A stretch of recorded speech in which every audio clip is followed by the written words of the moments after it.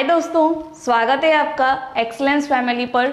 आज हम लोग पढ़ेंगे 10th एनसीईआरटी लेसन 1 जो आप पढ़ चुके हो मुझसे, अ लेटर टू गॉड। उसकी एक पोएम भी पढ़ चुके हो, dust of snow, and then ice and fire भी हम लोगों ने पढ़ी थी। आज हम आइज एंड फायर के क्या करेंगे, क्वेश्चन आंसर्स को देखेंगे, है ना।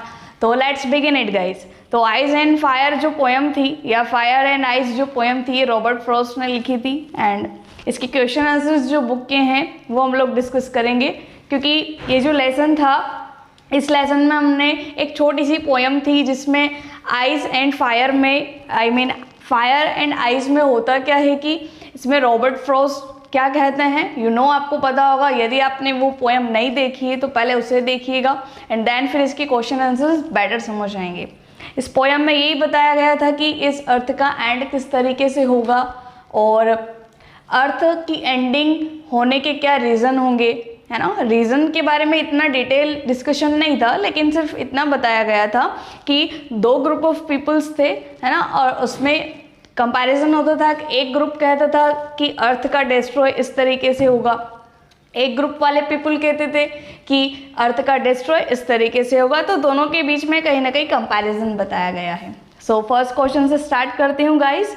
फर्स्ट क्वेश्चन जो बुक में दिया हुआ है कि there are many ideas about how the world will end. बहुत सारे आइडियाज़ हैं जो बताते हैं कि अर्थ का एंड कैसे होगा। And do you think the world will end some day. आपको क्या लगता है, आप क्या सोचते हो कि जो वर्ल्ड का जो दुनिया जो है ना, वो कब ख़त्म होगी। वर्ल्ड ख़त्म कैसे होगा, सम डेज कितने टाइम में ख़त्म होगा। Have you ever thought what would happen if the sun gets so hot that it burst or grow colder and colder। देखो, दो सिचुएशन क्वेश्चन में आई है कि आप क्या सोचते हो, आपका क्या सोचना है कि अर्थ का डिस्ट्रॉय कैसे होगा या फिर दुनिया कैसे समाप्त होगी। तो या तो सन जो होगा वो बहुत गर्म हो जाएगा तो इससे विस्फोट हो सकता है, एंड ग्रो कोल्डर, या फिर अर्थ बहुत ज़्यादा कोल्ड हो सकती है, ठंडी से ठंडी हो सकती है, तो अर्थ का डिस्ट्रॉय हो जाएगा, है ना। तो अब हमें क्या करना है, हमें बहुत सारे क्वेश्चंस पूछे गए तो हमें आंसर्स भी इन सब के देने होंगे। सो हमारा आंसर क्या है, आंसर है देयर आर मेनी आइडियाज, या I am so sorry, yes, there are many ideas about how the world will end. हाँ, तो हमने आंसर दिया है कि हाँ, हमारे पास बहुत सारे आइडियाज़ हैं जिससे इस अर्थ का डिस्ट्रॉय हो सकता है। आई बिलीव, तो मेरा ऐसा मानना है कि द वर्ल्ड विल एंड, तो दुनिया का अंत होगा, some day, as anything that has a beginning will have an end. कि अगर कोई चीज़ स्टार्ट होती है तो उसका एंडिंग होना भी ज़रूरी है, कि अगर कोई चीज़ बनी है तो कहीं ना कहीं कभी ना कभी एक टाइम ऑफ पीरियड के अकॉर्डिंग उसका क्या हो जाएगा, अंत हो जाएगा। ये सभी को पता है, बट नोबडी नोज, लेकिन इस बात को कोई नहीं जानता, है ना, कि ये अर्थ डिस्ट्रॉय कैसे होगी। whether the sun gets hot or it gets colder, in both the situations we have end of the world। तो या तो क्या हो सकता है, या तो सूरज बहुत गर्म हो जाएगा या फिर कोल्डर एंड कोल्डर हो जाएगा। या तो सूरज कि गर्मी की वजह से अर्थ डिस्ट्रॉय हो जाएगी, या फिर अर्थ बहुत ज़्यादा कहीं ना कहीं कोल्ड होने लगेगी, टेम्परेचर बहुत ज़्यादा लो होने लगेगा, तो इससे अर्थ पर जीना संभव नहीं होगा और इसके दौरान अर्थ का डिस्ट्रॉय हो जाएगा, दुनिया एंड हो जाएगी। फिर ये दोनों ही सिचुएशंस जो है, both the situations we have, हमारे पास दोनों सिचुएशंस हैं जो कहीं ना कहीं we have end of the world, और कहीं ना कहीं हमें लगता है कि क्या हो सकता है, अर्थ का डिस्ट्रॉय इन दोनों सिचुएशन से हो सकता है। तो ये था हमारा फर्स्ट क्वेश्चन।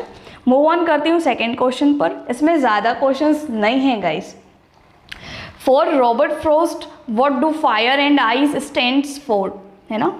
एक क्वेश्चन है जिसमें, है ना, एक टेबल बनी हुई है, आप बुक के पीछे देखिएगा।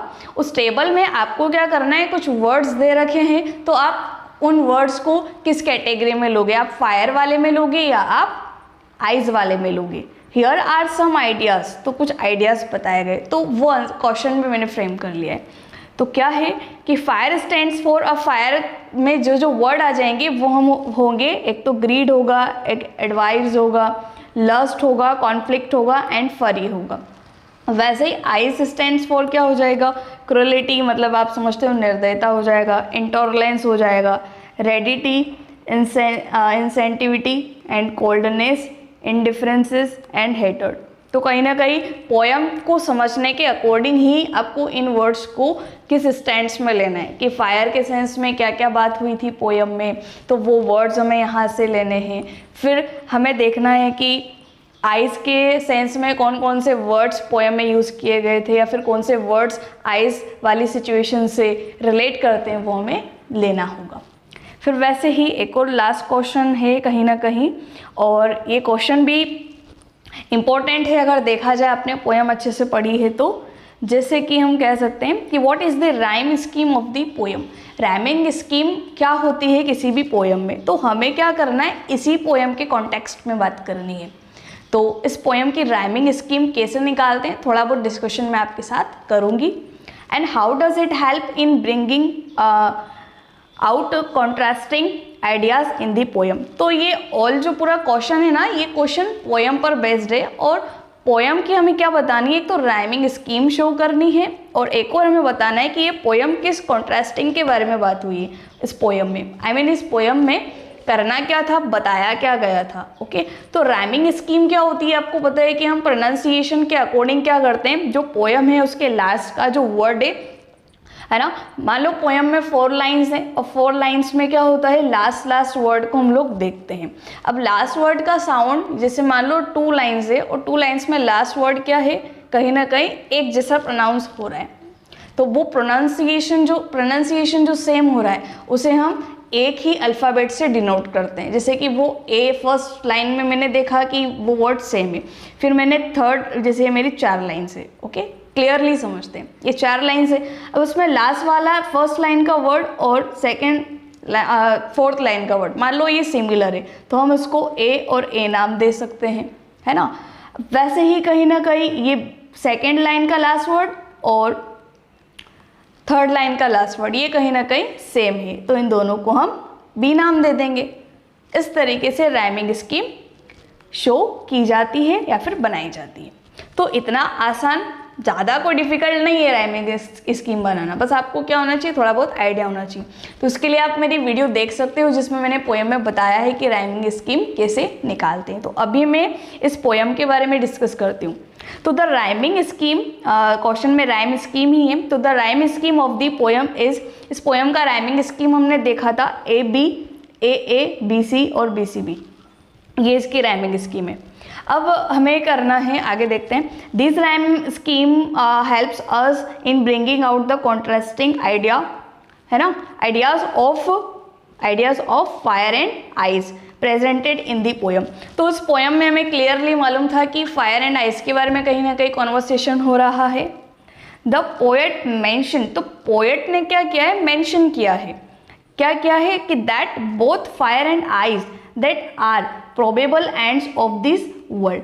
तो बोथ जो सिचुएशंस है, फायर वाली सिचुएशंस और आइस वाली सिचुएशन, है ना, दोनों जो सिचुएशन है वो सिचुएशन प्रोबेबली क्या बताती है, संभवतः, प्रोबेबली मतलब प्रोबेबल हो, मतलब कि कहीं ना कहीं पॉसिबिलिटी है, तो संभव है कहीं ना कहीं कि दुनिया का जो अंत है वो इन दोनों सिचुएशन से होगा।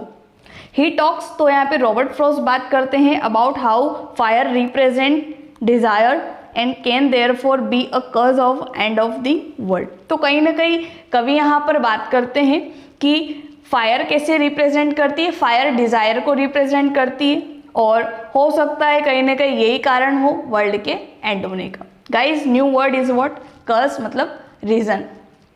Frost also mentioned eyes in between to symbolize that the coldness and indifference towards one another will be enough to end the world। तो पोएट दोनों से एग्री करते हैं, वो कहते हैं कि फ्रॉस्ट ने ऑल्सो मेंशन किया है, दर्शाया है किसको, आइस को, और कहीं ना कहीं सिंबलाइज किया है, प्रतीक बताया है कि दैट द कोल्डनेस, किसका, कोल्डनेस का, और इनडिफरेंस का, इनडिफरेंस मतलब कहीं ना कहीं असंतुलित का, असंतुलन का, and towards one another will be enough to end the world, और कहीं ना कहीं दोनों में से एक ही काफ़ी है वर्ल्ड को डिस्ट्रॉय करने के लिए। तो ये क्वेश्चन आप अपनी लैंग्वेज में भी अटैम्प्ट कर सकते हो, बट हालांकि वो सही हो ग्रामेटिकली, और पोएम बेस्ड हो, है ना, इसमें कोई प्रॉब्लम नहीं है, आप अपने अकॉर्डिंग भी कर सकते हो।